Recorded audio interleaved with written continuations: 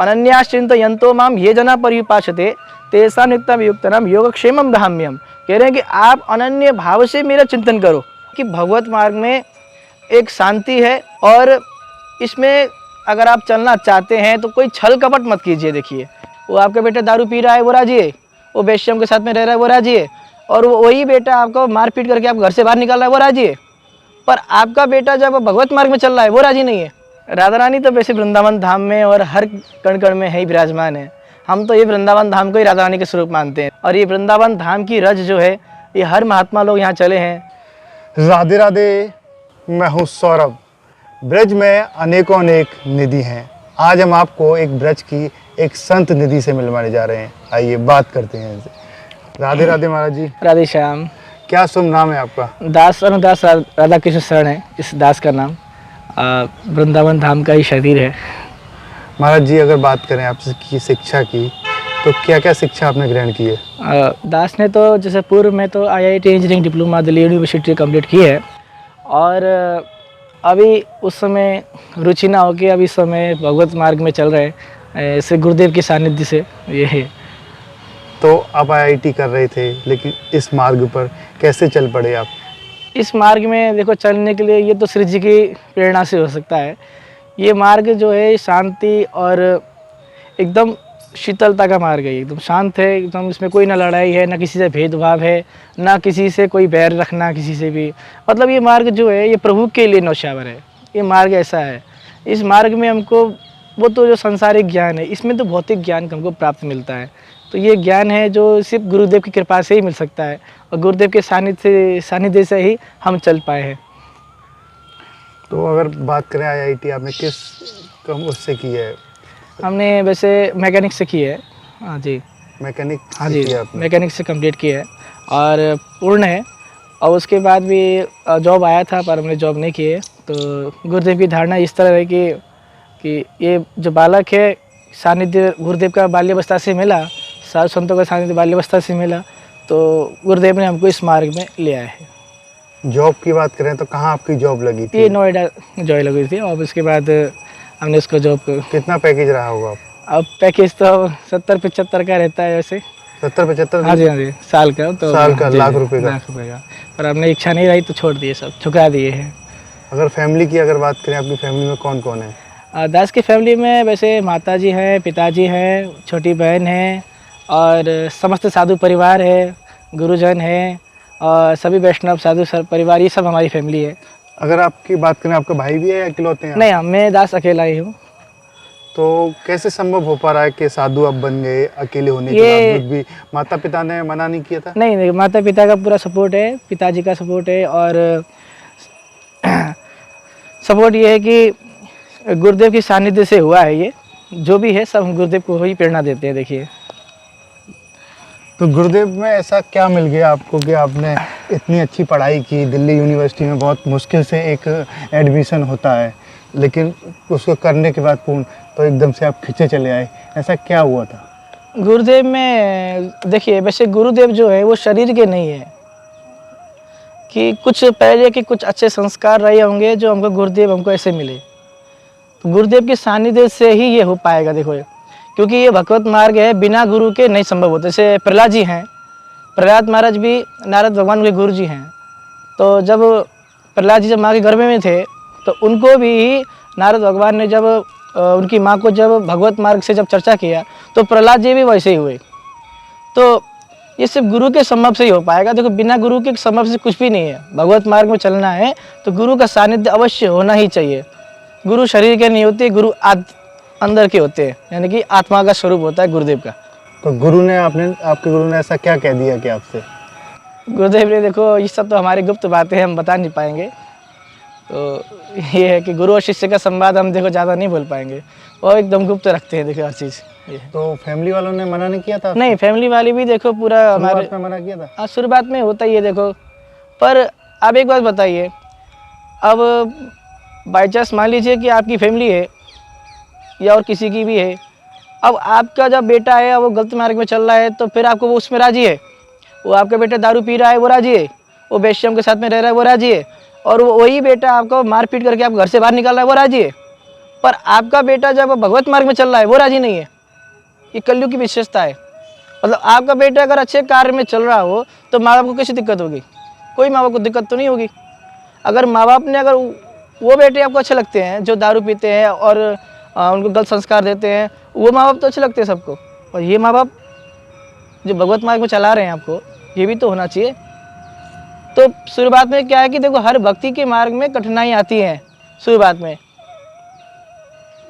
में कठिनाई आती हैं, पर क्या है कि विशेषता यह है कि भगवत मार्ग में डटे रहना ही महात्मा है। अगर वो कुछ समय के अगर भगवत मार्ग में चले हैं और वो बोल रहे हैं कि आप ये मरकट बैरागी बोलते हैं उसको, कुछ समय भगवत मार्ग में चलें और उसके बाद में फिर भजन किए, नाम जप किया, छोड़ दिया, फिर वो लोग संसार में फंस गया, कुछ मिला नहीं उससे, तो ये नहीं। उसमें क्या है कि सहज से पूर्ण रूप से ही चलना चाहिए भगवत मार्ग में। ये है। तो आपका आगे का क्या उद्देश्य, एम क्या है? देखिए, उद्देश्य दास का सिर्फ एक ही है कि जो भी वैष्णव भक्तजन हो, वो तो उनको तो दास के कोटि कोटि नमन है। और जो बाहर से भी जो सुन रहे हैं, जो देख रहे हैं इस चैनल को, इस वीडियो को, जो भी हो, चाहे माता हो, बहन हो, भाई हो, कोई भी हो, दास हमसे यही अनुग्रह करते हैं कि देखिए कि भगवत मार्ग में एक शांति है और इसमें अगर आप चलना चाहते हैं तो कोई छल कपट मत कीजिए। देखिए, बड़े प्रेम से, हाँ, विश्वास से चलिए, क्योंकि बिना विश्वास से ठाकुर की प्राप्ति नहीं है। विश्वास करोगे तो ठाकुर की प्राप्ति हो सकती है, अन्यथा इसमें नहीं है। देखिए, कितने वर्ष पहले ये आपकी शुरुआत हुई थी? अब ये हमारे हो गए 7-8 वर्ष हो गए। देखिए, और वैसे तो आप मान लीजिए बाल्यावस्था से ही हमारा ये गुरुदेव का सानिध्य मिला है। जब से आप साधु बने हैं, आपने जब भक्ति की शुरुआत की है, आईआईटी छोड़कर कई परिक्रमा आप लगाते हैं दंडवती, जी, मुझे किसी ने बताया। लेकिन जब आप दंडवती परिक्रमा लगाते हैं तो ऐसा कभी हुआ है कि राधा रानी किसी स्वरूप में मिली हो, भगवान श्री कृष्ण आपको किसी स्वरूप में मिले हो? कोई किस्सा आप अगर बताना चाह रहे हो? अब ये देखिए, हम तो इतने उच्च कोटि के महात्मा तो नहीं है जो आपको हम बता दें कि राधा रानी मिली हैं। राधा रानी तो वैसे वृंदावन धाम में और हर कण कण में है ही विराजमान है। हम तो ये वृंदावन धाम को ही राधा रानी के स्वरूप मानते हैं। देखिए, और ये वृंदावन धाम की रज जो है, ये हर महात्मा लोग यहाँ चले हैं। श्री जीव गोस्वामी जी है, रूप गोस्वामी जी, सनातन गोस्वामी जी हैं, और उच्च कोटि के जो वर्तमान में जो महात्मा हैं, तो महात्माओं की नगरी है वृंदावन धाम। देखिए, और यहाँ तो क्या सखी भाव चाहिए, बिना सखी भाव के तो गोपेश्वर महादेव भी गोपी बन के आए हैं। यहाँ सखी भाव की साधना है। उद्धव जी का ज्ञान घमंड हुआ सखियों की वजह से, तो ये सखी भाव है यहाँ तो यहाँ तो क्या है, राधा रानी अपनी परिकर को हमेशा देखती है। इसमें कोई विशेषता नहीं है। इस सभी के अंदर में आप में, हमारे में, सभी में राधा रानी के दर्शन है। देखिए, पर आपने क्या, शरीर से अगर दर्शन करेंगे तो दर्शन नहीं मिल पाएगा। विस्तार से अंदर से अगर आत्मा स्वरूप से दर्शन करेंगे तो राधा रानी सभी के अंदर हैं। दर्शन तो है ही है वृंदावन धाम में। अगर आपके खर्चा की बात करें तो कैसे चलता है? वो सब श्री जी चलाती हैं।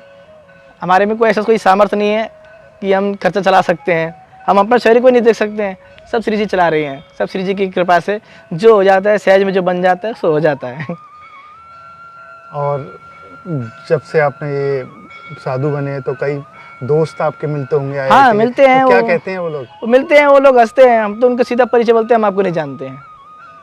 जो पूर्व के जो दोस्त मिलते हैं तो उनको सीधा परिचय बोलते हैं, जो इस साधु वेश में रह के भी उनका आदर नहीं करते हैं। हाँ, जो अपने माता पिता का आदर नहीं करते हैं और किसी वैष्णव कोई जा रहा हो तो उनका सम्मान नहीं करते हैं, तो दास उनको लोग हम दूर से प्रणाम कर देते हैं और उनको मना कर देते हैं, हम आपको परिचय नहीं जानते हैं।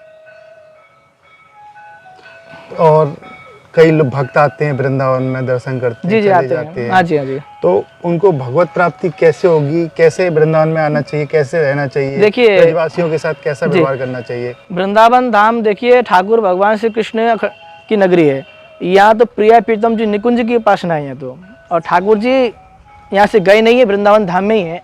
तो विशेषता यह है कि अगर आप बाहर से कहीं से भी आइए, वृंदावन धाम में रहिए।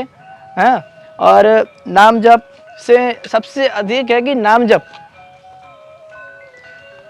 सबसे ज़्यादा अधिक है कि नाम जप में रहिए, क्योंकि बिना नाम जप के कुछ नहीं है। देखिए, जब तक नाम जप नहीं करेंगे तब तक कुछ नहीं हो पाएगा। देखिए, नाम जप विशेषता है, जरूरी है।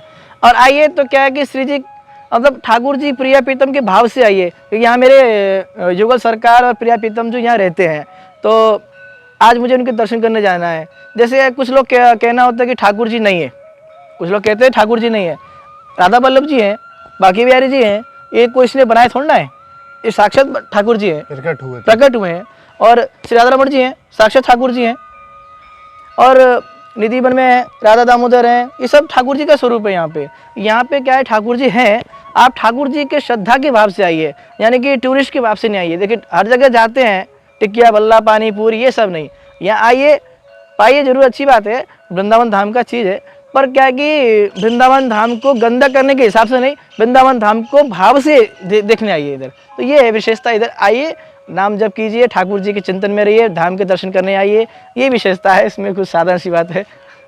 आप भागवत का भी आपको ज्ञान है, गीता का भी ज्ञान है, कोई अगर संदेश देना चाहते हैं उनके जरिए, ग्रंथों के जरिए? भागवत जी तो हमारे गुरुदेव के आशीर्वाद से देखो दास को प्राप्त हुए हैं और अध्ययन भी कर रहे हैं अभी।